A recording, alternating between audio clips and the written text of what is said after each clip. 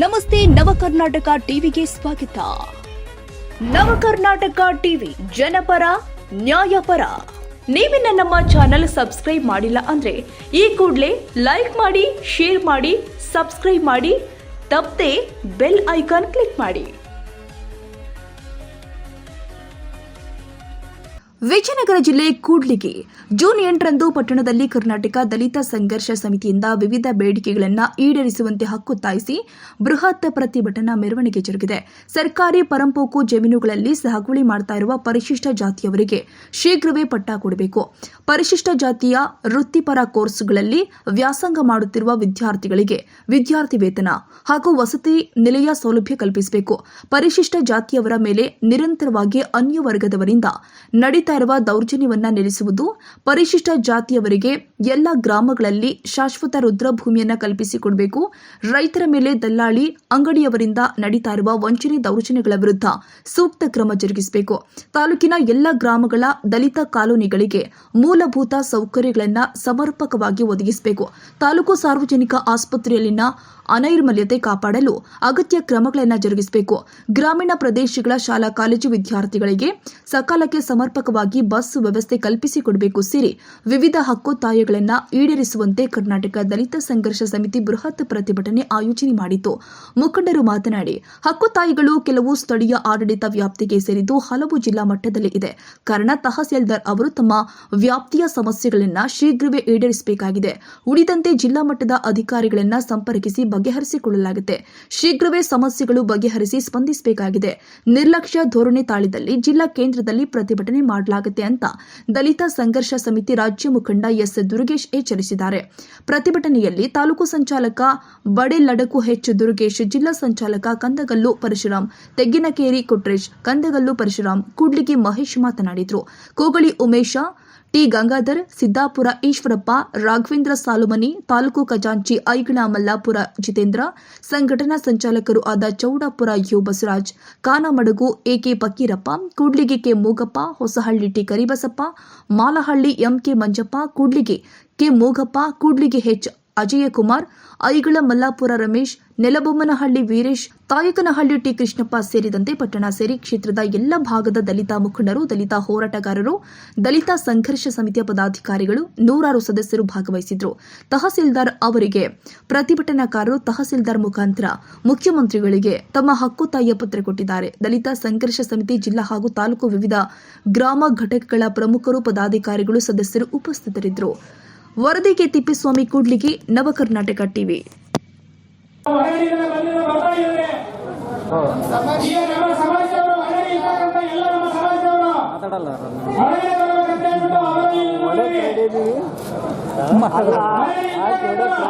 ಮತ್ತೆ ಅಲ್ಲಿಗೆ ಹೋಗೋಣ ಬರ್ತಾ ಇದಾರಂತ ನಾವು ರೀತಿಯಲ್ಲಿ ಹೇಳುವಲ್ಲ.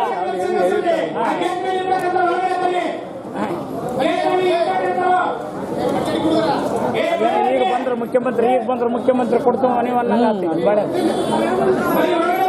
ತಹಶೀಲ್ದಾರಿಗೆ ಮುಖ್ಯಮಂತ್ರಿ ಪದವಿ ಬಂದಂಗೆ ನಿಜವಾಗ್ಲು ಹಂಗೆ ಆಗಿರೋದು.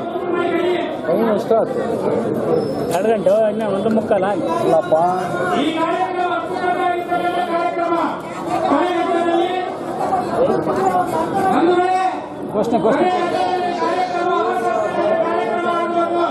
ಘೋಷಣೆಗೆ ಹೋಗೋಣ. ಅಲರ್ಟ್ ಆಗ್ತಾರೆ, ಎಲ್ಲರೂ ಅಲರ್ಟ್ ಆಗ್ತಾರೆ. ಘೋಷಣೆಗೆ ಹೋಗ ಬರ್ತಾರೆ. ಘೋಷಣೆಗಳು ಹೋಗ್ರಿ.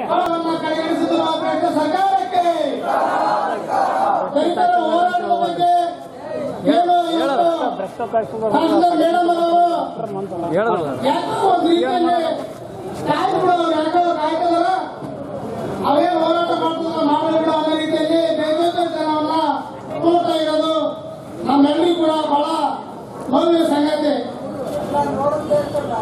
ದಯಮಾಡಿ ಸಂಬಂಧಪಟ್ಟಿರ್ತಕ್ಕಂಥ ಇಲಾಖೆಯವರಿಗೆ ಇಂಟಿಮೇಷನ್ ಕೊಡಬೇಕು, ಈ ರೀತಿ ಹೋರಾಟ ಮಾಡ್ತಿದ್ದಾರೆ ಅಂತ ಹೇಳಿ. ಕರ್ನಾಟಕ ಜನಸಂಘ ಸಮಿತಿ ಹೋರಾಟಕ್ಕೆ, ಕರ್ನಾಟಕ ಜನಸಂಘ ಸಮಿತಿ ಹೋರಾಟಕ್ಕೆ, ದಲಿತರನ್ನು ಕಡೆಗಣಿಸುವ ಭ್ರಷ್ಟ ಸರ್ಕಾರಕ್ಕೆ, ರೈತರಿಗೆ ಮೋಸ ಮಾಡುವ ದಲ್ಲಾಳಿಗಳಿಗೆ ಬೇಕೇ ಬೇಕು, ಬೇಕೇ ಬೇಕು. ಯಾತಕ್ಕಾಗಿ ಹೋರಾಟ?